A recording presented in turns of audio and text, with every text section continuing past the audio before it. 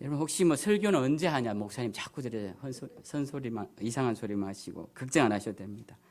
오늘 설교가 어차피 직분을 맡기시니 복되다 이 직분자들에 대한 이야기이기 때문에 오늘은 좀 편안하게 설교를 들으시면 좋을 것 같습니다. 제가 워낙 늘 설교를 인상 쓰면서 하고 막 자꾸 찌르는 설교를 해서 저도 하고 나면 우리 성도님들 힘드시겠다 이런 생각을 합니다. 오늘은 좀 부드럽게 최대한 해보려고 하니까 여러분들도 편안하게 들어주시면 좋겠습니다. 잘 될지는 모르겠는데 어쨌든 말씀은 직분을 맡기시니 복되도다라는 주제입니다. 이제 연말이 되면 우리가 직분이 주어지죠. 이제 오늘로서 우리 구역 일꾼들도 다 선발을 했습니다. 근데 우리가 직분을 이렇게 받을 때 직분을 받는 자의 자세 그리고 직분에 대한 어떤 인식이 필요한가에 대해서 오늘 함께 말씀을 좀 나눌 필요가 있겠다 생각해서 오늘 본문의 말씀을 가지고 직분을 맡기시니 복되도다라는 제목으로 말씀을 함께 나눠보고자 합니다. 오늘 성경 말씀에 보면 사도 바울이 직분을 받습니다. 하나님께서 자신에게 직분을 주셨는데 예수 그리스도의 이름으로 직분을 주셨다. 그 직분을 받을 때 사도 바울은 뭐라고 말을 하냐면은 나를 충성되이 여겨서 내게 직분을 맡기셨다 이렇게 말을 합니다. 이 충성되이 여겨 직분을 맡기셨다라는 것은 사도 바울이 충성스럽게 일을 해서 정말 얘 일을 맡겨야겠다 이런 게 아니라 충성스럽게 일을 할 것이라 생각하고 직분을 맡기신다는 거예요. 충성스럽게. 그러니까 그 말의 전제에는 아직 충성스러운 단계가 아니라는 겁니다. 우리가 주님의 일을 이렇게 할 때 하나님께서 우리가 막 열심히 일을 해야 더 직분을 주실 거라 생각하시는데 그게 아니라 오늘 사도 바울은 충성스러울 것이라 생각하고 하나님께서 직분을 주셨다라는 거예요. 그러니까 바울이 좋은 거예요. 이 말은 하나님께서 나를 믿어주신다 이런 의미죠. 그러니까 이 하나님의 믿음, 하나님이 바울에 대해서 기대, 이 기대를 저버리지 않기 위해서 바울은 원래 이 믿어주는 사람을 위해서 더 열심히 하지 않습니까? 저 어릴 때 들었던 속담 중에 이게 꼭 맞지는 않겠지만 들은 속담입니다. 그냥 여인들은 자기를 사랑해주는 사람을 위해 무엇을 하고 저만 아는 속담이군요 이게. 네. 여인은 자기를 사랑해주는 사람을 위해 화장을 하고 남자는 자기를 믿어주는 사람을 위해 목숨을 바친다. 뭐 이런 속담을 제가 어릴 때 들었던 기억이 납니다. 별로 유명하지 않은 속담이군요. 저만 아는 거 보니까. 사도 바울은 하나님이 자신을 믿어주시는 거죠. 직분을 주셨다는 거. 그 나를 믿어주신다는 것은 나에 대한 기대를 갖고 있다라는 것입니다. 바울은 여러분들이 잘 알다시피 이름이 원래 사울이었던 자고 이 사울이라는 말은 그리스식, 로마식 이름이었는데요. 이 로마식 이름을 로마인의 시민권이라는 그 자부심으로 로마인의 이름을 가지는 것을 아주 기쁘게 생각하던 자였습니다. 그러나 그는 이름을 바꿉니다. 바울이라고 바꾸고 겸손한 이름으로 이름을 바꾸고 하나님 앞에 충성하게 되죠. 그는 원래 사울이었고 그는 성격도 하나님 앞에서 부족한 자였습니다. 막 참지 못하고 한번 감정이 올라오면 막 쏟아내야 되고 극단적인 행동을 하는 그런 성격적으로도 불완전한 자였습니다. 신앙도 깊이가 없는 자였습니다. 자기가 아는 것이 전부이냐 그걸 붙잡고 사람들을 정죄하러 다니는 그런 자였던 것이죠. 하나님을 아는 지식도 성숙되지 못했습니다. 그래서 아주 얄팍한 지식으로 모든 것을 아는 것처럼 그렇게 다니던 자였죠. 모든 면에서 그는 부족한 자였습니다. 그런데 하나님께서 그를 불러주시고 직분을 주셨어요. 왜? 충성스럽게 일할 것이라고 기대하시고 그에게 직분을 주셨다라는 것입니다.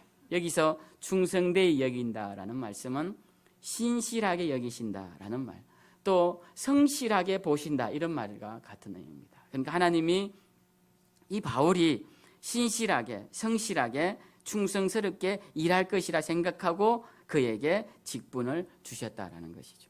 그러니까 직분을 받는다는 것이 바울에겐 너무 기분 좋은 일인 거예요. 아, 하나님이 나를 정말 좋게 보시는구나. 내가 일을 잘할 것이라고 보시는구나. 그게 참 기쁜 일이죠. 우리가 회사에 가면 회사 회장님이 우리를 이렇게 중요한 부서에 딱 넣으면 나를 좋은 이렇게 인재로 보시는 거예요. 기분이 좋죠. 기분이 좋습니다. 이제 제가 서울에 부목사로 있던 교회예요. 거기 이제 부사역자들이 많습니다. 그런데 거기에 교구가 7개 교구가 있었어요. 제가 할 때는 그죠? 7개. 근데 한 교구가 한 100가정 정도가 되었습니다. 근데 어느 날 제가 이제 일대 목사님이시죠. 김충희 목사님 저를 부르셨어요. 목양실로. 그 목사님은 아무리 젊은 전도사에게도 반말을 하지 않으시고 항상 호칭이 전도사님이셨어요. 그러니까 전도사님. 우리 뭐 목사님들 보면 유전도사 이리 와! 뭐 이런 사람들 엄청 많습니다. 목사님, 담임 목사님들. 근데 그 어른은 항상 존대를 해주셨어요. 전도사님 부르시고 존대를 해주시고. 저를 불러서 이제 목양실에 불리어 갔는데 그때 뭐 목사님 너무 우리가 보기에는 높으신 분이고 그래서 두려운 마음으로 앞에 왔는데 목사님 저한테 유전도사님 원래 전도사님이 1교구를 좀 맡아줄 수 있겠냐는 거예요. 1교구. 교구마다 담당 목사님이 계시고 전도사님이 있습니다. 근데 저에게 1교구를 담당하는 전도사가 되어달라는 거예요. 근데 그때 우리가 이제 1교구부터 7교구까지 있는데 1교구는 청담동만 1교구였습니다. 청담동 식구들만. 그리고 2교구는 논현동이 2교구고 3교구는 이제 강남 전체로 퍼져갑니다. 뭐 압구정동, 개포동 이렇게. 그러다가 7교구쯤 가면 의왕, 시영, 뭐 이렇게 광명 이렇게 가면서 7교구를 맡는 분은 한번 신방을 갔다 오면 그날이 다 가는 거예요. 근데 이 1교구는 우리끼리 하는 말로 목사님이 제일 아끼는 교구고 제일 친히 그룹이다. 이런 이야기를 했습니다. 1교구는 아무나 안 시킨다. 근데 제가 1교구를 이렇게 딱 배정을 받은 거예요. 그래서 제가 전도사 시절 내내 1교구만 제가 했습니다. 목사님들 바뀔 동안. 근데 제가 그 목양실 들어갔다 나오는데 얼마나 기분이 좋은지 몰라요. 야, 목사님이 나를 이제 막 풀타임 전도사가 된 저를 1교구로 맡기시니까 목사님 나를 괜찮은 인재로 보시는구나 이런 생각을 한 거예요. 그때 우리 정 권사님 만난 거죠. 청담동 사셨으니까. 그래서 제가 1교구를 맡고 2년 반 동안 했습니다. 누군가에게 신뢰를 받는다는 것, 또 기대를 받는다는 것, 굉장히 기분이 좋은 일이에요. 물론 힘들 수도 있지만 기분이 좋은 일입니다. 직분을 받는다는 것은 어떤 의미인가 생각해 보면 기대를 한다는 거예요.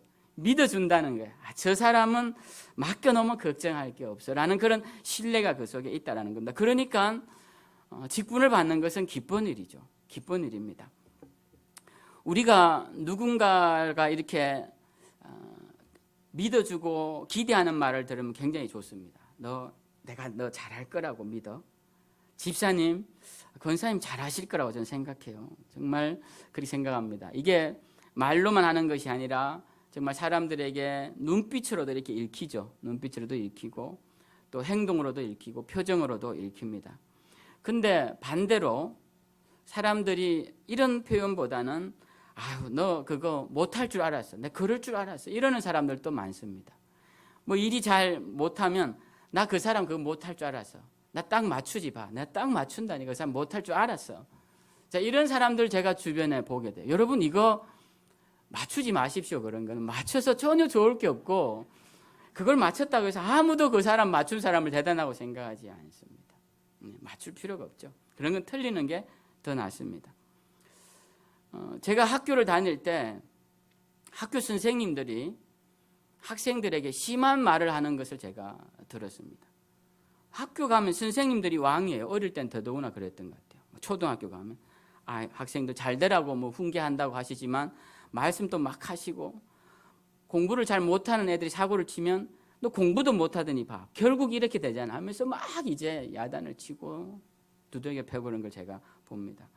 근데 이런 것들이 그 아이에게 굉장히 상처가 되고 더 큰 일을 하지 못하게끔 막게 되더라는 거죠. 우리 신창원이라는 그런 유명한 재수가 있습니다. 탈옥수로도 유명했던 이 사람이 자신이 어릴 때 삐뚤어지기 시작했던 그 계기가 되었던 사건을 이야기하는데요.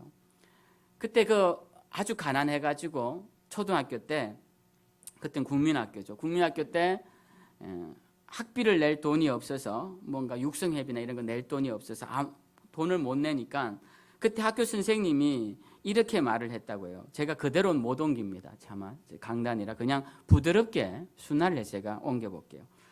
돈도 없는 놈이 학교는 왜 다녀? 그랬다고 해요. 돈도 없는 놈이 학교는 왜 다녀?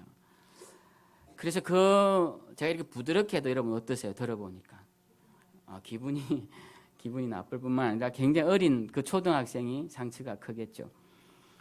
그래서 그때부터 돈 없는 것이 억울한 심정이 되어서 이제 사람이 비뚤어지기 시작을 하는 거겠죠. 근데 여러분 이런 말을 학교 선생님들 굉장히 많이 합니다. 공부도 못하는 게 뭐 한다고 뭐 이런 말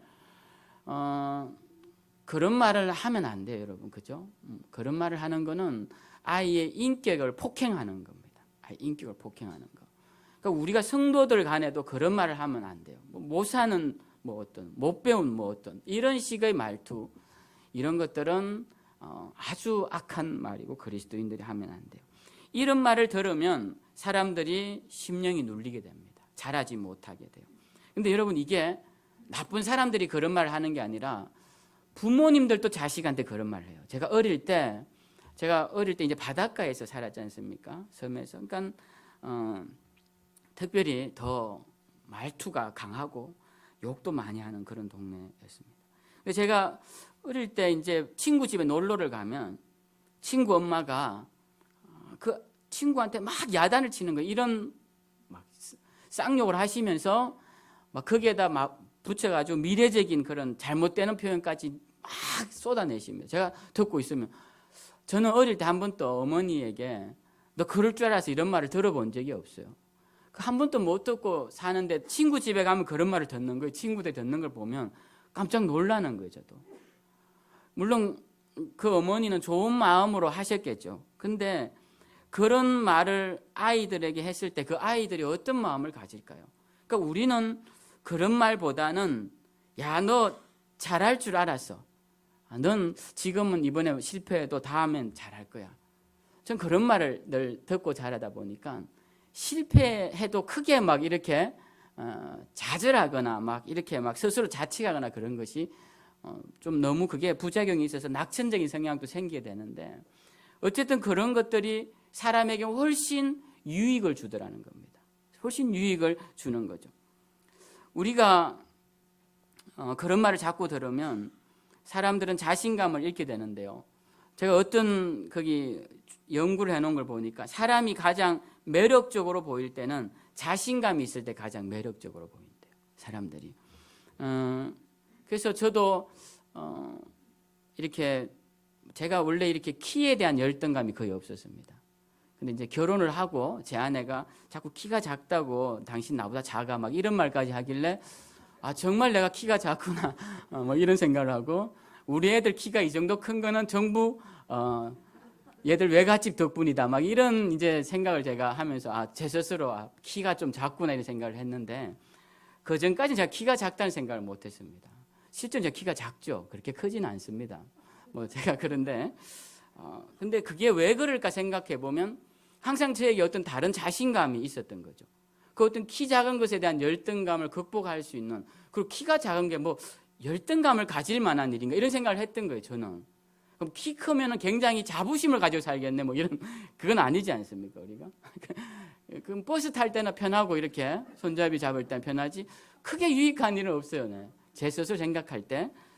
근데 그런 열등감을 극복할 수 있었던 것은 저에게 어떤 자신감 어릴 때부터 너 하나님이 너 함께 하시면 너 잘할 수 있어. 그런 어떤 긍정적인 그런 칭찬이 저에게 힘이 되어서 저는 그렇게 되었다고 생각해요. 그러니까 또 이 작은 키에도 불구하고 결혼을 했겠죠. 결혼도 했고 뭐 없는 자리니까 하는 말이지만 나이 많은 여자와도 결혼을 할 수 있었던 거는 제 능력이 그만큼 있었기 때문에 또 그런 부분도 없지 않아 있었을 것입니다. 그게 다 자신감이 다 주는 유익이라고 생각해요. 어릴 때 이제 제 이야기는 아니고 누군가 이렇게 길을 갈 때 남자가 길을 갈 때 여자들이 이렇게 속닥거리면 열등감이 있는 사람은 쟤들 또 내 욕하네 이렇게 생각을 하지만 자신감이 있는 애들은 쟤들이 또 나 좋아서 저러나 보네 이렇게 생각을 하는 거예요. 그 여자애들이 자기 욕하고 있는데도 자기는 자기 일을 좋아해서 저런다고 생각을 하는 거예요. 그게 사실은 아무것도 아닌 것 같지만 그 여자들이 생각은 이 남자에게 전혀 중요하지 않습니다. 그냥 자기 생각이 중요하죠. 아, 내가 이렇게 남들에게부터 사랑을 받고 존중을 받는다는 생각을 하는 게 훨씬 전애들이 비난한다는 것보다 훨씬 생각이 좋은 생각이죠. 그러니까 우리가 하나님 앞에서 기대를 받는다는 것이 바로 그런 겁니다. 사실은 하나님 여러분을 기대 안 하실 수도 있어요. 그죠? 이건 제 이야기지만. 그렇지만 이왕 생각하는 하나님이 나를 기대하신다 생각하면 더 좋잖아요. 기대해서 저를 목사 삼으셨다면 좋잖아요. 별로 기대를 안 하실 수도 있겠지만 제 실상을 아시고 그래도 생각을 그렇게 하면 좋다라는 것입니다. 자신감이 어디서 나올까요? 다 쌓여서 나오는 겁니다. 자신감은 격려와 기대감 속에서 자신감이 생기죠. 아무리 환경이 좋은 사람도 계속적으로 책망을 들으면요, 그 사람은 열등감 속에 살아갑니다. 우리가 볼 때는 훌륭한 외모와 훌륭한 자격 요건을 갖추고 세상적인 캐리어를 갖고 있는데도 열등감 속에 살아가는 사람들이 많아요. 그러나 우리가 볼 때 대단치 않은 사람인데 자신감 있게 당당하게 살아가는 사람도 많더라는 거예요. 우리가 하나님 앞에서 이런 마음으로 직분을 받아야 돼요. 아, 하나님이 나를 기대해 주시는구나. 기대하시니까 나에게 이런 직분을 주셨구나. 네. 기대하고 계십니다, 지금. 네. 기대하셔서 지금 직분을 주신 거예요. 그래서 주님의 일꾼이 된다는 것은 일꾼이 되지 않는 것보다 훨씬 복된 일입니다. 우리가 아무것도 안 시켜준다고 생각해 보십시오, 하나님. 그러나 하나님이 나에게 직분을 주신다는 것은 굉장히 복된 일이에요. 그래서 여러분 직분을 받을 때 직분을 대하는 태도가 뭐냐? 하나님 나에게 복 주시는구나. 나를 인정해 주시는구나. 나를 기대하고 계시는구나. 나를 기대하고 계신다고 생각하면 더 기쁘게 주의를 할 수 있는 거죠. 두 번째로 우리가 일꾼이 된다라는 것은 자라나는 것을 의미합니다. 우리가 자라지 않은 사람을 일꾼으로 세우지 않죠. 자기 걸음도 걷지 못하는 조그만 아이에게 일을 시키지 않습니다. 그러나 우리가 분명히 기억해야 하는 것은 태어났으면 반드시 자라야 한다는 거죠. 우리는 자라는 것이 선택적 상황이 아닙니다. 우리가 태어나기만 하고 만약에 자라지 않은 상태로 있는 아이를 보면 어떤 생각이 들까요? 굉장히 불쌍한 생각이 들어요. 비극적인 일이죠. 이 아이가 빨리 건강하게 자라면 좋겠다. 이런 생각을 우리가 다 하게 됩니다. 부모가 아니더라도 그 아이를 보면서. 제가 이제 승환이를 수양관에 있을 때부터 이제 관계를 가지고 있었죠. 승환이가 우리 승재보다 나이가 몇 살 많아요. 2-3살 많아요. 그래서 제가 어릴 때 형 하면서 이렇게 같이 놀던 아이입니다. 그 승환이가. 근데 이 아이가 이제 정신지체가 있어서 지금도 정신병원에서 전전하다가 안 받아줘서 지금은 요양병원에 가 있어요. 지금 화성에 있는 미소요양병원으로 가 있는데 지금 3달째 있어요. 너무 감사해요. 지금 이 아이를 아무도 안 받아줘가지고 1달 있다 쫓겨나오고 2달 있다 쫓겨나오고 심지어는 오랫동안 보던 병원에서 이젠 더 이상 못 보겠다고 쫓겨나오고 이렇게 해서 그 아이 때문에 너무 힘들었죠. 근데 이 요양병원 좋은 게요, 정신병원은 입원 퇴원을 시킬 때마다 보호자를 데리고 가야 됩니다. 그러니까 우리 허일순 집사님을 모시고 서류도 부모가 아니기 때문에 가족관계 증명서를 떼면 안 나와요. 그래서 재적 증명서라는 걸 또 떼야 됩니다. 서류가 아마 그거 떼고 못 알아듣는 집사님 떼고 태워서 가서 도장 찍고 못 쓰는 글씨 쓰게 하고 막 복잡해요. 근데 요양병원은 그렇지 않아요. 그냥 자의로 이렇게 입원하는 걸로 충분히 가능합니다. 그래서 지금 가 있어서 제 마음이 그래도 전전하는 것보다는 굉장히 편합니다. 마음이 다행스럽게 생각하는데요. 그 아이가 어릴 때는 조그만했죠. 근데 지금은 키도 이렇게 크고 막 얼마나 키도 크고 체구도 좋은지 모릅니다. 근데 단지 키만 크고 힘이 세져 버리고 마음이 자라지 못하니까 키가 작고 힘이 약할 때보다 더 보기가 어렵게 되는 거예요. 그래서 이 아이를 보지 못하고 지금 어려운 상황에 처해져 있죠. 여러분, 성장이라는 건 뭘까요? 그냥 키가 크고 힘이 세진 게 성장이 아닙니다. 성장이라는 것은 자신을 스스로 돌볼 줄 알고, 그리고 좀 더 성장한 사람은 남을 돌볼 줄 아는 돌볼 수 있는 능력을 가진 사람, 이런 사람을 우리는 성장한 사람, 성인이라고 말을 하는 것이죠. 우리가 일꾼이 된다는 것은 성장을 했다는 것을 의미하는 겁니다. 성장을 하지 않은 사람에게는 일이 주어지지가 않아요. 왜? 자기 한 몸도 건사하기 어렵기 때문에. 그런데 일이 주어진다는 것은 이분이 자신의 신앙을 돌볼 줄 알고 뿐만 아니라 다른 사람의 신앙의 성장에도 도움을 줄 수 있는 분이구나, 이런 생각을 하기 때문에 일꾼으로 사명과 직분이 주어진다라는 것입니다. 우리 그리스도인들은 특별히 이 성장에 대해서 둔감할 때가 있습니다. 이 성장의 필요성에 대해서 도외시할 때가 많아요. 왜냐하면 우리가 예수님을 믿으면 구원을 얻죠. 예수님을 믿으면 구원을 얻습니다. 그리고 그 구원을 얻고 천국에 갑니다. 그럼 그것이 우리의 최종 목적을 이룬 것이기 때문에 더 이상 소망하는 게 없어요. 왜? 구원 얻어서 천국 갔으면 됐지 뭘 더 이상 바라느냐, 이렇게 생각을 한다는 거예요. 그래서 우리의 가장 궁극적인 목적이 이루어져 버렸기 때문에 그 성장의 필요성에 대해 생각하지 못할 때가 많다는 거예요. 그러나 그렇지 않습니다. 예수님께서 주님의 제자가 된 자들에게 구원의 기쁜 소식을 알려주실 뿐만 아니라 그들에게 믿음의 성숙에 대해서 가르치시고 기도의 능력에 대해서 가르치시고 나중에는 성령의 임재에 대해서 가르쳐 주셔서 그들이 제자로서 증인으로서 성장하여서 주님의 일꾼이 되기까지 바라는 그 마음들을 제자들에게 가르쳐 주셨어요.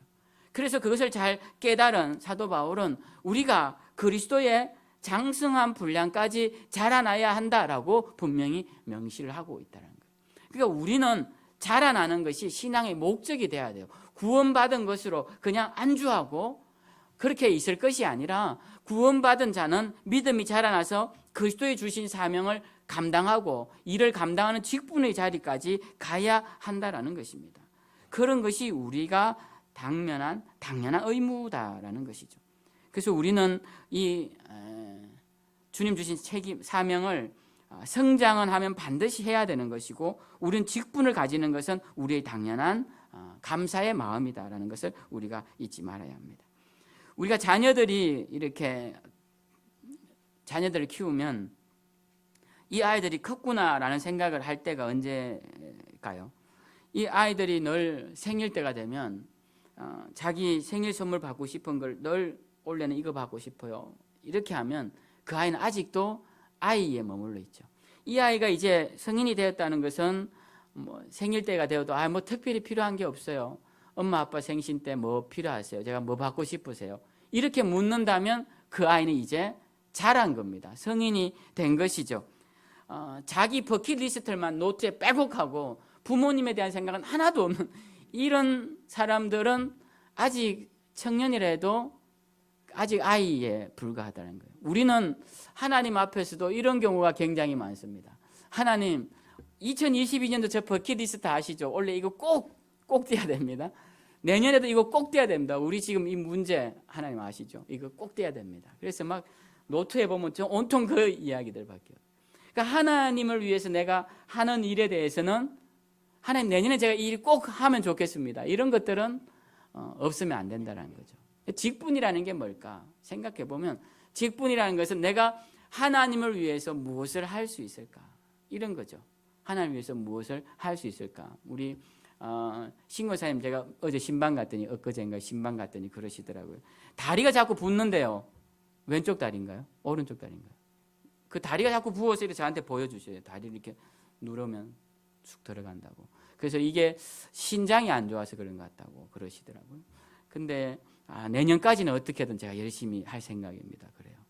그래서 저는 바라기는 이 다리가 내년에 빨리 나아서 내후년에도 할 수 있으면 좋은데 그게 꼭 내후년에 하시라는 말씀이 아니라 우리 권사님이 그렇게 아프신데도 주님을 위해서 뭔가를 하기를 원하시고 또 성도님들을 위해 뭔가를 하기를 원하시는, 이게 직분을 맡은 자의 본받아야 할 모습이라는 거죠. 그럼 우리가 모든 직분자들이 그런 자세로 할 필요가 있습니다. 내가 주님을 위해서 무엇을 할 수 있을까? 내가 힘이 있는 동안 주님을 위해서 무엇을 할 수 있을까? 그것을 생각하는 것. 그 성장에 대해서는 우리가 다 가져야 할 소망이라는 겁니다. 그냥 내 삶에만 만족하며 내 버킷리스트가 이루어지는 것에만 환호하지 마시고 하나님의 소망에 대해서 우리가 관심을 갖고 하나님의 뜻을 이루어주는 자들이 되어야 할 것이다 라는 것이죠.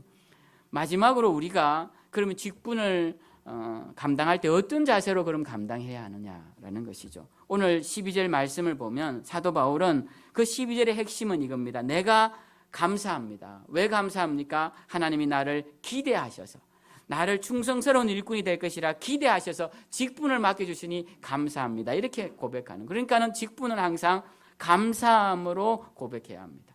우리가 사도 바울은 자기를 이렇게 표현해요. 13절에 전에는 비방자요, 박해자요, 폭행자였다.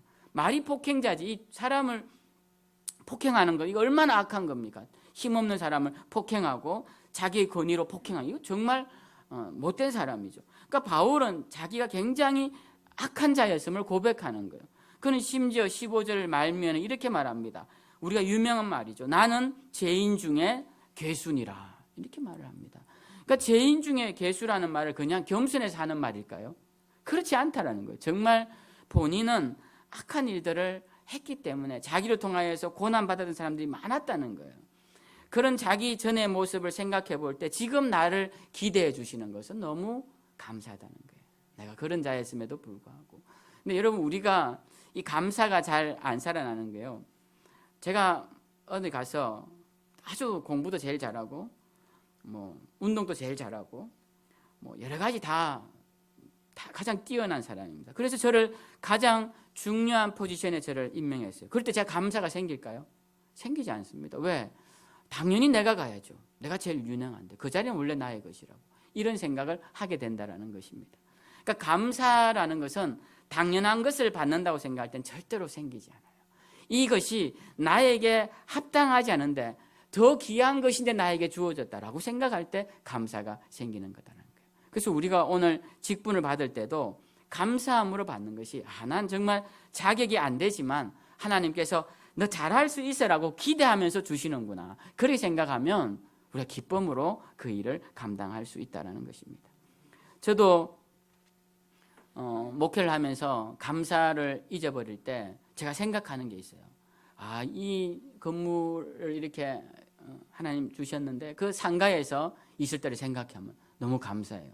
상가에 생각할 때. 그때 뭐 또 다 이야기할 필요도 없지만 그때 얼마나 또 지금 생각하면 어려웠습니까?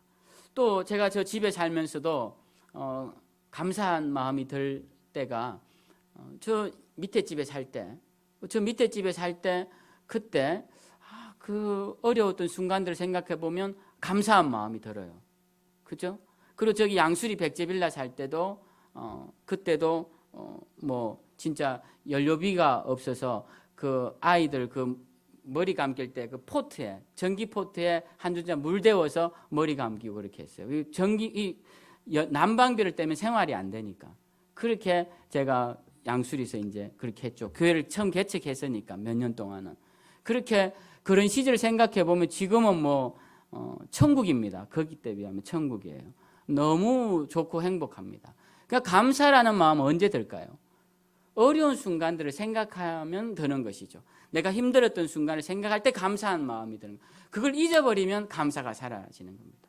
주님 앞에서 직분을 감당할 때도 마찬가지예요. 우리가 직분을 불평으로 하는 이유는 나 이거 내가 지금 이런 거나 하고 있어? 라고 생각하면 기쁜 마음으로 하지 못합니다. 그러나 하나님이 나를 은혜를 주셔서 이 직분을 주셨으니 너무 감사하다. 이러면은 막 찬양을 해도 기쁘고 뭐 주차를 해도 기쁘고 차운을 해도 기쁘고 이렇게 기쁜 마음이 드는 것이죠. 그래서 우리가 이런 감사한 마음으로 항상 직분을 감당해야 된다라는 것이고요. 또 두 번째로 우리가 16절에 보면 사도 바울이 이렇게 말을 합니다. 그러나 내가 긍휼을 입은 까닭은 예수 그리스도께서 내게 먼저 일체 오래 참으심을 보이사 후에 주를 믿어 영생 얻는 자들에게 본이 되게 하려 하심이라. 목적이 있어요. 주님이 이 진짜 망나니 같은 사울을 참아주신 이유가 있다라는 거예요. 그리고 자격이 미달된 사람을 참아주시고 자격을 주신 이유가 있다는 거예요. 왜냐? 나중에 다른 사람들에게 이런 사람도 서서 이렇게 됐어라고 본이 되게끔 하기 위해 바울을 세우셨다. 이거 바울 자신이 아는 거예요, 그거를. 그러니까 여러분들도 그런 간증들을 해줘야 합니다. 사람들에게 저 정말 형편없는 자였습니다. 물론 그렇지 않은 분들도 계시겠지만 이렇게 보면 자기의 삶에 있어서 이런 참 안타까운 부분들이 있죠. 그런 부분들을 우리가 드러내면서 그랬지만 하나님이 저를 이렇게 사용하셨습니다라고 성도들에게 또 믿지 않는 자들에게 믿음의 본을 보이기 위해 하나님이 우리를 직분으로 세우셨다는 거예요. 그래서 우리가 늘 주님 앞에서 하나님 앞에서 우리를 세워주신 목적이 내가 본이 되어야 되는구나. 내가 뭘 하나 하더라도 그리스도인들에게 또 교회 안에 또 세상 사람들에게 본이 되는 삶을 살아야지 라고 한다면 우리는 직분을 행함에 있어서 크게 망설임 없이 그 직분을 감당할 수 있게 되는 것이요. 마지막으로 우리는 어떤 자세로 직분을 감당해야 되냐면 17절에 보면 이렇게 사도 바울이 말을 합니다. 영원하신 왕 곧 썩지 아니하고 보이지 아니하고 홀로 하나이신 하나님께 존귀와 영광이 영원 무궁하도록 있을지어다. 아멘. 본인이 아멘 한 거예요. 지금 본인이 자신이 무엇을 위해서 이걸 하는데 내가 직분을 받고 주의 일을 하는 모든 일을 통하여서 홀로 하나이신 하나님께 영광과 존귀를 드리기를 원합니다. 아멘. 이렇게 하는 거예요. 그러니까 본인이 지금 감동을 한 거예요. 스스로. 내가 정말 그렇게 살아야지. 그러니까 궁극적인 우리 신앙의 목표가 무엇이냐? 우리가 이미 그리스도인으로서 구원받은 자로서 신앙의 목표가 무엇이냐라고 했을 때 하나님의 영광을 위하여서 하나님이 기뻐하시는 그 영광스러운 일을 행하는 그것이 우리 삶의 목적이 되어야 한다는 거예요. 그 목적이 되면 일을 정할 때 기준이 될 수 있습니다. 우리는 이 일을 함에 있어서 하나님께 영광이 돌려드려야 되구나. 만약에 어제도 우리가 송년음악회 했는데요. 제가 아까 여기 성가대 찬양을 들으면서 나가면 이 멘트를 해야지 하고 생각했는데 잊어버리고 못한 건데 송년음악회 때 찬양만큼이나 잘했던 것 같아요. 네, 안 들어보셔서 잘 모르시겠지만 어제 거기 오신 분들은 다 전문 성악가인들로 성악인들로 구성돼요. 그 최운차 교수님이 저한테 그러시더라고요. 제가 밥을 같이 옆자리에서 앉아서 먹었는데 목사님 지금 여기 들어오려면 모두가 다 전문 성악을 전공해야 들어올 수 있습니다. 그게 첫 번째 조건이고 두 번째는 제자라야 들어올 수 있습니다. 그렇게 얘기를 하시더라고요. 그러니까 굉장한 자부심을 가지고 그 단원들도 그렇고 그분도 그렇고.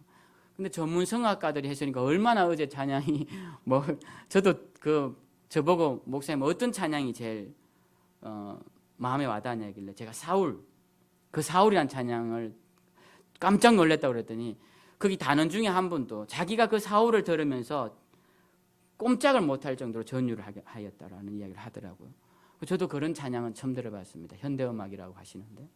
근데 우리가 아까 성가대원들도 제가 말씀을 드렸지만 성가대원들도 오늘 찬양이 참 아름답고 귀하게 잘 드린 것 같아요. 근데 우리가 어제 송년음악회도 그렇고 오늘 성가대도 그렇고 이게 사람들이 높아지기 위해 하는 게 아니에요. 이게 하나님의 영광을 위해 하는 거잖아요. 오늘 기도도 참 맞는 말씀인데 정말 은혜스럽게 하셨는데 우리가 그 어제 온 사람들 중에 혹시라도 복음을 듣고 찬양 위주로 했으니까 주님께 돌아온다면 그게 얼마나 큰 하나님께 영광이겠어요. 우리 그 일을 위해 우리 여성교회 성도님들이 아침부터 와서 여전도에 김밥을 싸고 우리 남전대 분들이 오셔서 주차를 하고 주운데 그렇게 하신 이유가 뭐냐? 우리가 하나님께 영광을 올려드리기 위해 하는 것이지. 그걸 하다가 김밥 말다가 싸우면 김밥 말지 말아야 된다는 거예요. 저는 제 주의는 그렇습니다. 여러분 잘 아시죠? 주차하다가 싸우면 차라리 주차는 그냥 아무나 하도록 내버려두고 그냥 아무렇게나 세우도록 내버려두는 게 낫다는 거예요. 우리가 뭐든지 밥 먹다가 싸우면 밥 안 먹고 집에 가면 돼. 왜? 요즘 밥 못 먹고 사는 사람이 없기 때문에. 그렇기 때문에 우리가 저는 그렇습니다. 교회가 막 커지고 이런 것보다 더 중요한 것은 교회 안에 다툼이 없어야 되겠다는 거예요. 다툼이. 그러니까 중요한 것은 하나님의 영광을 위해서 하는 거다. 그래서 내가 이걸 한번 참으면 하나님의 영광을 위해서 괜찮겠다 싶으면 참으면 돼요. 내가 옳지 않은 일 같은데도 이거 그냥 대단치 않은 일이면 넘어가자. 왜? 하나님의 영광을 위해서라면. 그럼 넘어가면 돼요. 근데 부득불 이걸 내가 해서 하나님 영광을 올려야 되는데 필요한 일이다 하면 또 해야겠죠. 그러니까 우리가 일을 결정할 때 그 결정의 중요한 요소가 바로 하나님의 영광이 돼야 된다. 그건 우리 신앙의 삶도 마찬가지다. 그래서 우리가 이 일을 함에 있어서 선택할 때 어려우면 이렇게 생각하시면 돼요. 내가 이 일을 통해 하나님께 영광 올려드릴 수 있을까? 그러면 되는 겁니다. 그래서 우리 찬양하시는 분들도, 기도하시는 분들도, 모든 우리 구역장님들과 전도회장님들, 또 모든 일꾼들이 생각하실 것은 내가 이 일을 통해 우리 하나님이 기뻐하실 거야. 그렇다면 그 일은 참 귀하고 복된 일이 될 것이다. 그래서 제가 오늘 직분자 세미나 비슷하게 오늘 말씀을 전해드리는데, 그래서 평소하고 좀 다르게 말씀을 전한 것 같은데, 여러분 어쨌든 오늘 이 말씀을 들으시고 오늘 사도 바울이 그 일평생 직분자로서 그 사명의 길을 달려온 이 사람이 사명의 길은 어떻게 걷는 것인가를 우리에게 보여주셨으니 우리도 직분을 받은 자로서는 어떻게 살아야 되는지를 기억하시고 하나님 주신 사명 우리 생명 다하는 그날까지 잘 감당하시다가 하나님께 칭찬 듣는 그런 귀한 일꾼들이 다 되시기를 주님의 이름으로 축원드립니다.